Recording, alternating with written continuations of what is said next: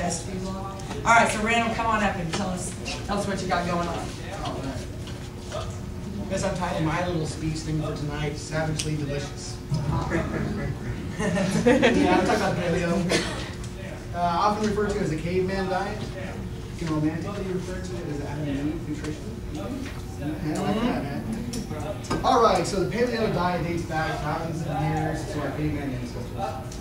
They ate mostly meats and berries, and our modern take on this diet really hasn't changed much since then. You know, our ancestors ate nothing but meat, birds, fish, fruits, roots, and the leaves of many plants. Grains, beans, and potatoes, I'll just refer to those as GBP, just to save time later, were unsafe to eat at those times because in their uncooked state they all contained toxins.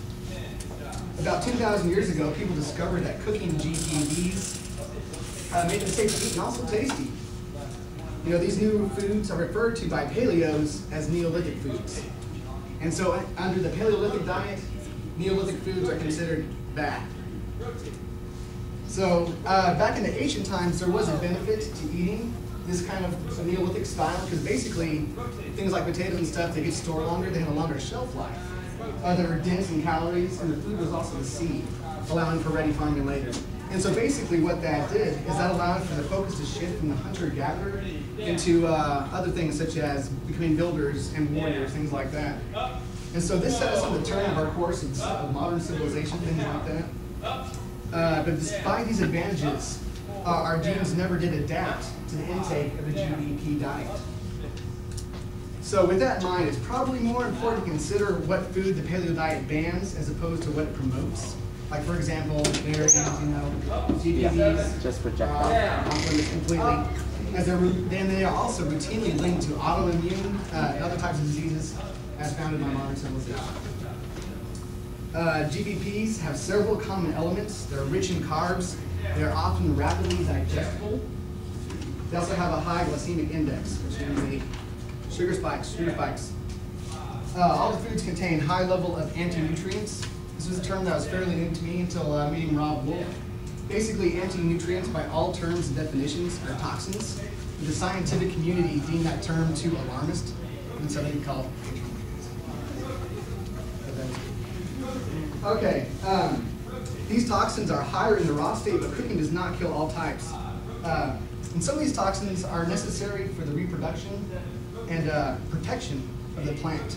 And maybe some of those toxins are there to tell us, well, maybe we just shouldn't eat that. So my first example is just the little apple here. You know, if an animal eats an apple, it profits by eating an apple.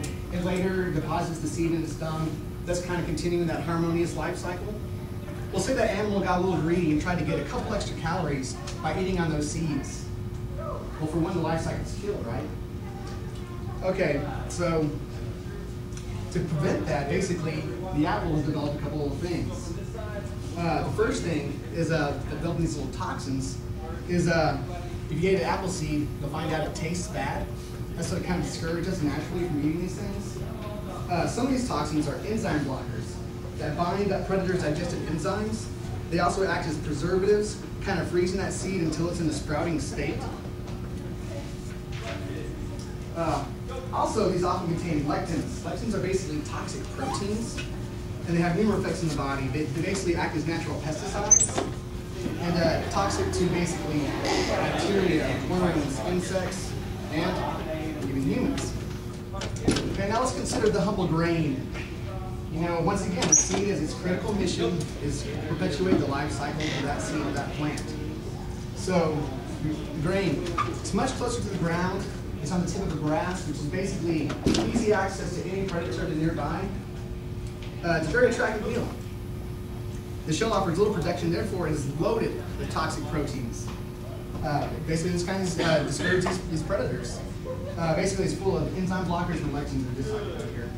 You may be surprised to learn that flour in its uncooked state is toxic. Yeah, so I don't recommend al dente pasta, or maybe even pasta at all. Man, those smiles, man. Okay, so anyways, enzyme blockers are abundant in all GBP foods.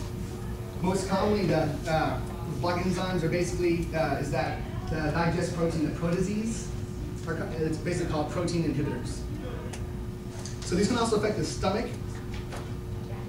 in the small intestines by affecting the pepsin and the trypsin, and also the shitomycin. Yeah, this is very scientific right now. Okay, anyways, the small intestines and the enzymes are made by the pancreas. A study was shown in humans and animals that basically having a diet rich in GPB has led to an increased secretion of the digestive enzymes. Basically, over a large period of time, this is very traumatic on our body. Lectins. Lectins break down to the surface of the small intestine. Basically, it strips it of that mucous membrane. We have these little villi, the little hairs. You've seen those little science class that are on there? Basically, they strip that off the intestinal wall. We don't absorb our nutrients by far nearly as efficient as the way we should. It also causes cells to become irregular and leaky. That just sounds gross. Anyways, basically, also cell death is another thing that occurs with this also. So basically, on a Paleolithic diet, what you do not eat, grains, and that's including bread, pasta, noodles, beans. You know, we think things like kidney beans, but also green beans, peanuts. That's in the legume family. We cannot eat those. Snow peas, green peas. Exactly. I was surprised about this myself. And obviously, we've already established that dairy, sugar, we can also add salt to that too. That's all sad. Let's go to the happy notes of things we can actually eat. Pretty much any type of unprocessed meat is acceptable. You know, like obviously beef, the big main one, you know, things like, but also bison, venison, poultry, fish, shellfish, lamb, turkey, quail, emu, the brave, organ meat, eel, things like that. You know, vegetables, obviously root vegetables are a great source. And despite popular belief, every source that I checked on this, because I was sad about this, sweet potatoes and yams are not acceptable on a 100% paleo diet. Yeah. Your root vegetables are. Yeah, but those are just the two special exceptions. And it So broke my name heart. us 2 root vegetables real quick. Turnips and rutabagas? Yeah. Beets. Yeah. Okay. So nuts. Basically almonds, Brazil nuts, macadamias, walnuts, all acceptable. The peanuts is in the legume family, not acceptable. Also cashews are in a family of their own, and they also contain some of those toxic elements in their raw state, so that's off limits too. Oils, any type of favorable oil, almond oil, coconut oil, olive oil, all acceptable, all favorable. Tea, mustard is about the only condiment that is acceptable. Yeah, ketchup, question, mayonnaise. High fructose corn syrup. And so kind of just what Rick was talking about is basically you want to eat at a level where you're sustaining activity level and energy levels, but not to promote body fat. That's pretty much like how you kind of gauge consumption when you're not weighing things like that. What I recommend for those who are not on the paleo course, if they desire to start, is to pick one meal of the day, and that I recommend is breakfast. That is commonly the meal that we eat at home pretty much every day in the morning, right? And that is the one that's typically out of the standard 3, the least Paleolithic. Typically milk, cashew, everything like that, all very unacceptable. So good choices could be scrambled eggs, spinach, and pork loin, things like that. Everything I read here verbatim, I have a printout in the back right there, and I also included 3 little meal plans here of different degrees of hardcore levels. The first one is to be cooked on a double coal stove, you know, very primitive style, you know, but it's a pork tenderloin with pineapple salsa and collard greens. So it's primitive, but it's delicious.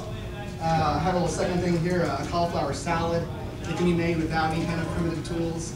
And then also I have a little link to paleokits.org. It's a CrossFit affiliate link, basically sells these paleo kits of different sizes. And so you could buy a kit that has, say, 2 blocks protein, 1 block carb, 4 blocks fat, something like that, of different sizes. So I don't know if it's got, I don't know your name there. Well, if you want to grab those papers and maybe just hand those out a bit. But let's hold on to them for your breakout. Okay. Cool. But that's pretty much what I'll have to say. It's just kind of like nothing about performance or anything, but just kind of about acceptability, non-acceptability, and just kind of a little bit of guidelines. Cool. Thank you. Awesome.